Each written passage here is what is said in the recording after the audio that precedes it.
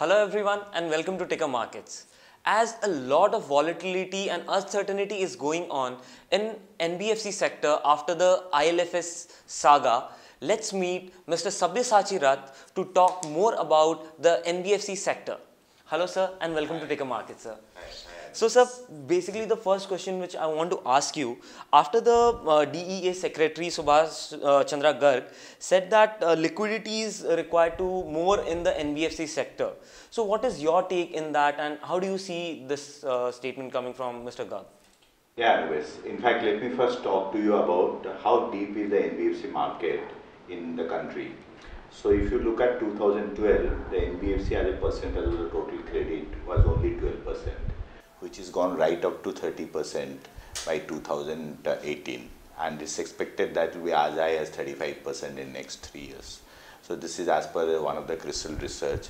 Just to give you the sense of the large amount of funding which the NBFCs do. So if you look at the total SME funding in the country, you'll find that the total funding is to the tune of around 28 lakh crore, out of which only 50% is done by PSU banks. Balance 50% is done between NBFCs and private banks. So NBFCs almost have 50% share of that. So around 25% is done by the NBFCs. So just to give you a sense about it, this growth has been almost at 20 to 25% CAGR in last 3-4 years. So till the time the IL&FS saga happened, by that time everything was absolutely fine with NBFCs. In fact, they are the people who does the last mile credit.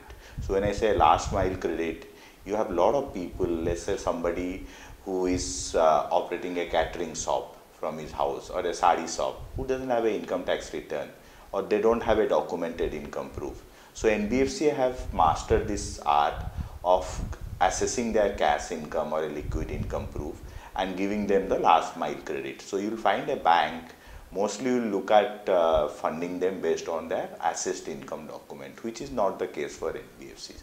So they have become very large in the country and they really contribute to our credit, and it is growing at a phenomenal growth. And the products also what they do, the banks have not been able to do. So just to talk about Bajaj Capital and Capital First put together, they take care of almost 90% of the consumer durable financing in the country. So this is the size of the NBFC what we are talking about.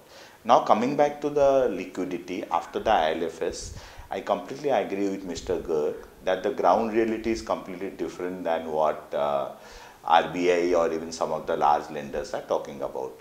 The liquidity problem is still not over. So what has happened is that the NBFCs have not defaulted. So when the IL&FS saga happened, there was a market reaction and a lot of knee-jerk reaction that NBFC will start defaulting on their payment to the banks or to the mutual fund or to their lending institutions. That has not happened. Many of the large NBFCs have tied over that problem. They have got over that problem.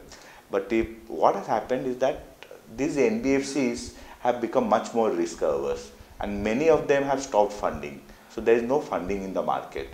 So the ground reality is that the liquidity situation has not improved.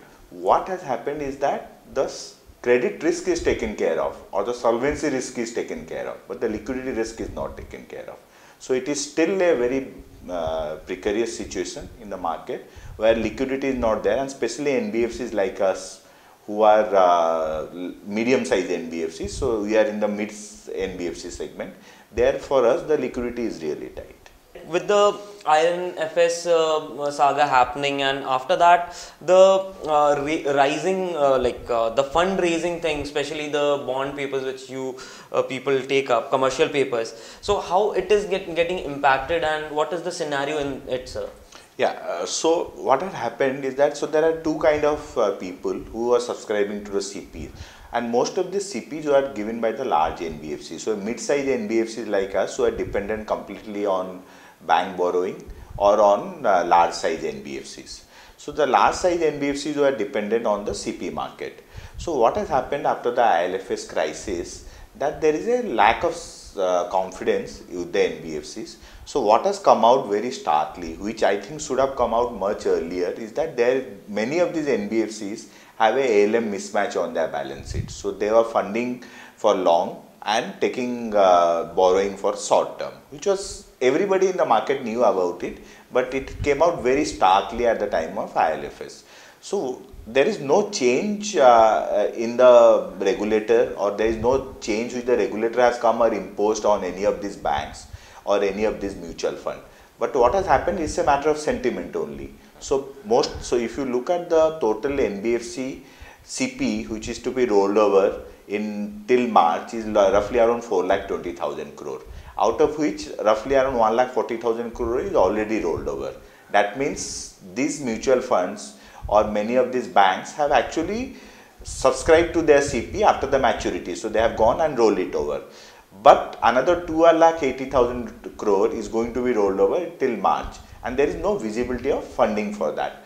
But if you ask at this point of time, what has happened is that the CP which they used to get at a much lower rate. So let's talk about a large NBFC like Group Finance, which is a AAA rated NBFC, or a Seram Transport. So they used to get sub 8% CP. So that rate has gone up by 150 to 200 bips. So what has happened in the market is that the rate of interest or the cost of fund of the NBFCs or the HFCs have gone up. This is for the larger ones I am talking about. The mid-size NBFCs were never dependent on the CP. So they were dependent on the banks or on the large NBFCs for their funding. But because the cost of fund has gone for large NBFCs, one, so this will also impact the mid-size NBFCs. Their cost of fund will go up.